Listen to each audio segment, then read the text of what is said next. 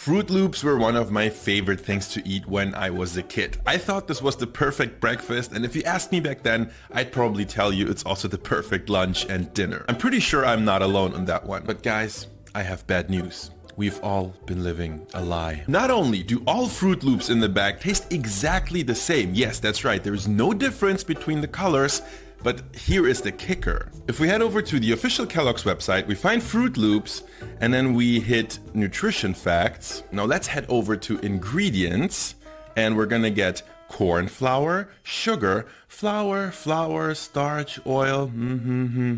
Yeah, well, guess what?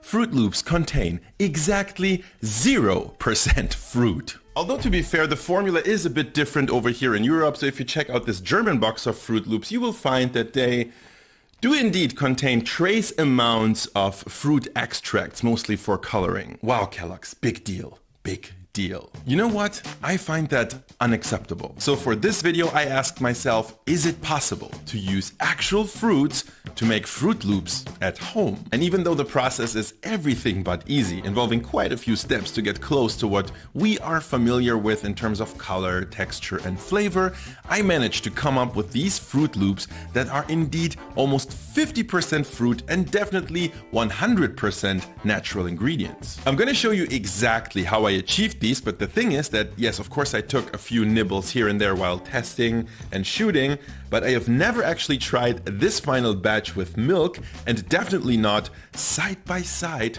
with the commercial original version, I guess. I'm very excited to try those towards the end of the video, but first, let me ask you one thing. How did cereal, which is supposed to be this healthy, wholesome breakfast, turn into this literal wall of sugar you find at your local supermarket? And you know the drill, guys. On this channel, you come for the recipe, but you stay for the story. And this one, sex, greed, deception, this one has it all.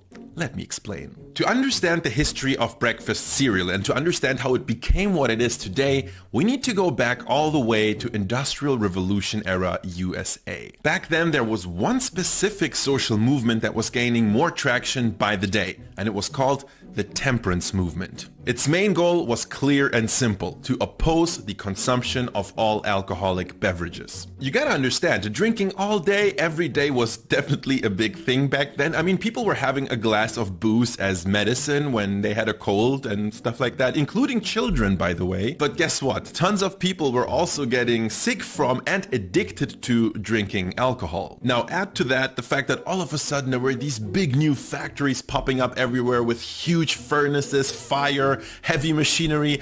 Probably not a great idea to be drunk there, but people definitely were. So yeah, that's how you get yourselves a big, serious wave of anti-drinking activism. And the church back then was playing a huge role in this movement, sort of spreading the word, but also accepting people's sobriety pledges in front of God. And so one notable person who was part of this so-called temperance movement was a church preacher named Sylvester Graham. He had a pretty complicated life growing up. You know, at some point he was working in a tavern to make some money, and it was there where he was witnessing people get shit-faced drunk and fight, sometimes until they're dead, every single day. And Sylvester Graham was like, that's gotta stop. But for Graham, abstinence from alcohol is definitely not where he stopped. He went much, much further than that. In his belief, humans were constantly surrounded by evil temptations. Literally anything that was pleasurable or stimulating in any way was bad. And that included, of course, alcohol,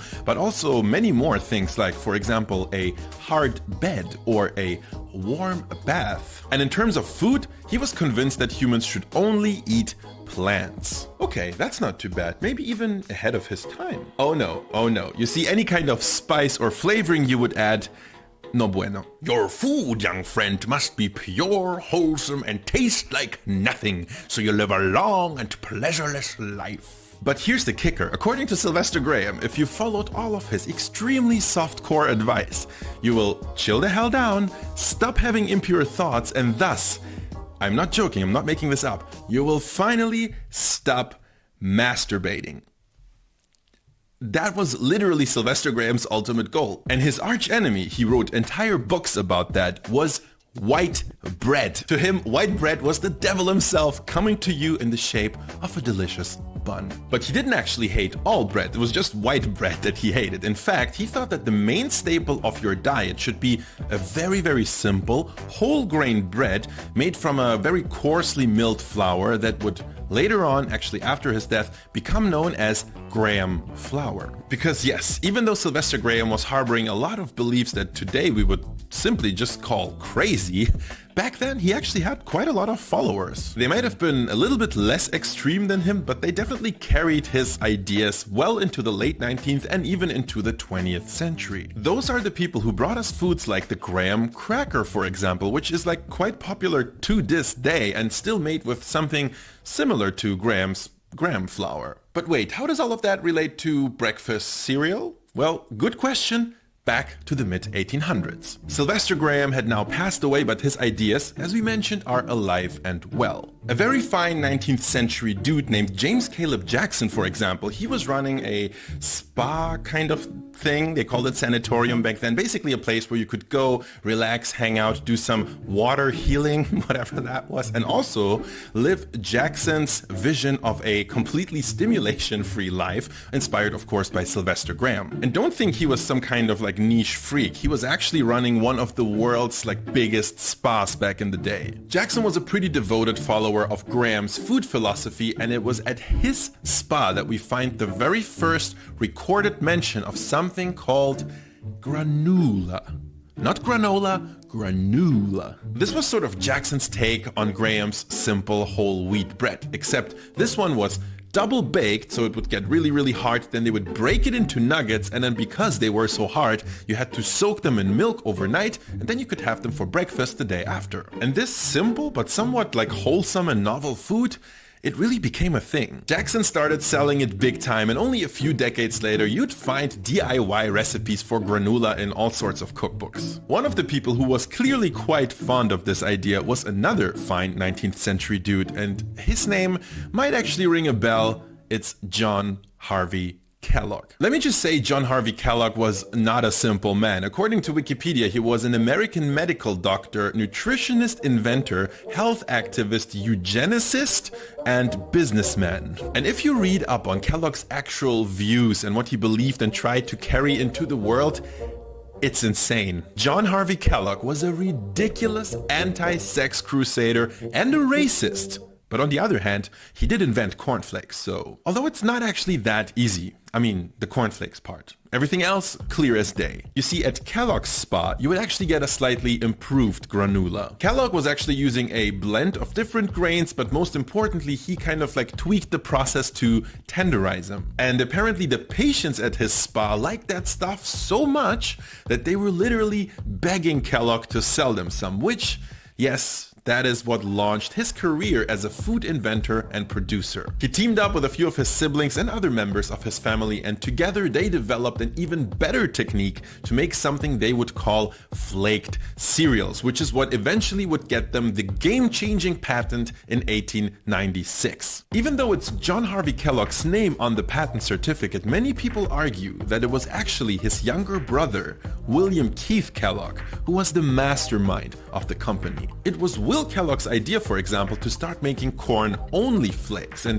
that was quite revolutionary because corn was mostly used to feed animals back then and therefore was a hell of a lot cheaper. And I'm gonna argue that it was exactly this sort of capitalist instinct of Will Kellogg that eventually led to the big Kellogg's fallout. I hope you remember that thus far, all of the cereal we've talked about was specifically designed to taste so bland that you will experience zero stimulation while eating it, so you will finally stop touching yourself. Which, by the way, if you check that old cookbook from before, people were totally just adding sugar and fruits into it. And William Kellogg was a smart businessman. He just like knew that stuff, and so he had a suggestion. How about we add some sugar into our cereal? But that was a big no-no for John Harvey. Too much flavor, too much pleasure. The thing is that William Kellogg was a lot less interested in promoting weird, dogmatic, purist lifestyles and much more interested in, how should we say it, cold hard cash. So a huge family fight erupts, and eventually Will Kellogg founds his own company which does add sugar to cornflakes, and guess which one of the two companies grows into the one big company that we know today as Kellogg's that produces these? That's right, easy question. It was, of course, Will Kellogg's Kellogg's. I think it's safe to say that in terms of breakfast, the 20th century in America and quite a few other countries around the world becomes all about cereal. And think about it, before the rich would eat eggs and meat for breakfast and the poor would eat some form of porridge. But all of a sudden you get this tasty and healthy stuff that comes right out of a box. All you gotta do is to add milk, and most people can afford it. Almost everybody likes it, so of course cereal became a game changer. Innovations and new brands start appearing everywhere. Grape nuts, puffed rice, Wheaties, of course the legendary Cheerios, they all take America by storm. Kellogg's does become a household name, but it is far from being the only name on the market. In fact, it has some serious competition. So after World War II, which was a little bit of a break, life in America kind of starts getting back to normal, except now we have a whole generation of baby boomer babies about to become the new population. And all the cereal companies can think of at this point is, if we get those kids early, they're gonna become lifelong customers. And so the cereal race is on.